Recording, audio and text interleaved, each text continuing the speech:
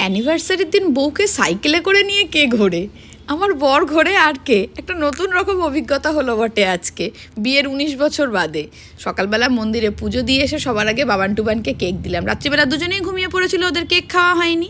দুপুরের মেনু একদম ছিমছাম ছিল, লাল শাক ছিল, সর্ষে পোস্ত বাটা দিয়ে চিংড়ি মাছ ছিল, আর ছিল খাসির পাতলা ঝোল আলু দিয়ে, যেটা মা নিজে হাতে রান্না করেছে বহু বছর বাদে আমাদের অ্যানিভার্সারি উপলক্ষে।